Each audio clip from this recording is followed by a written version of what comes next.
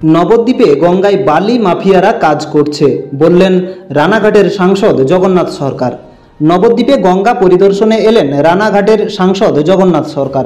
বিশ্বের দরবারে নবদ্বীপকে তুলে ধরার চেষ্টা রানাঘাট সাংসদের। এদিন দুপুরে নবদ্বীপ শহরের শ্রীবাস অঙ্গন ঘাট, নয়নতারা ঘাট সহ প্রাচীন মায়াপুর জন্মস্থান তথা ভূমাসুক গঙ্গার ঘাট পরিদর্শনে আসেন নদিয়ার রানাঘাট লোকসভা কেন্দ্রের বর্তমান বিজেপি সাংসদ জগন্নাথ সরকার।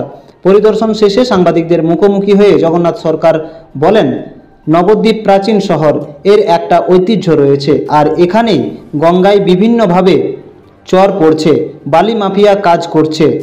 যেখানে যেভাবে মানুষের জন্য কাজ করা দরকার সে কাজগুলো যথাযথভাবে হয়নি। সে কাজগুলো দেখার জন্যই এখানে একটা নতুন পরিকল্পনা নিয়ে এসেছি। একটা মনোরম দৃশ্য তুলে ধরা হবে। আগামী দিন যাতে নবদ্বীপবাসীর একটা গর্বের জায়গা হতে পারে, এটাই ব্যবস্থার জন্য এসেছে।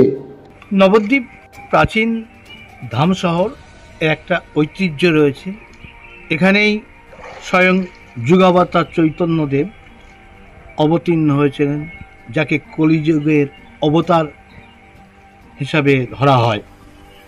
আর সেখানে গঙ্গা বিভিন্নভাবে চর পড়েছে, বালি মাফিয়া কাজ করছে, এবং যেখানে যে মানুষের জন্য কাজ করা দরকার ডেভেলপমেন্টে, সে কাজগুলো যথাযথ হচ্ছে না। আর সেটা দেখার জন্যই এসেছি একটা নতুন পরিকল্পনা নিয়ে, যাতে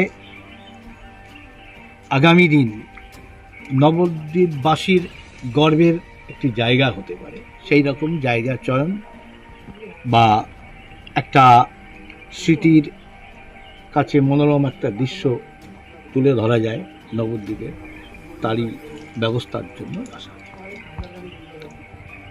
নবদ্বীপ থেকে সমীর দের রিপোর্ট, রূপসী বাংলা মিডিয়া।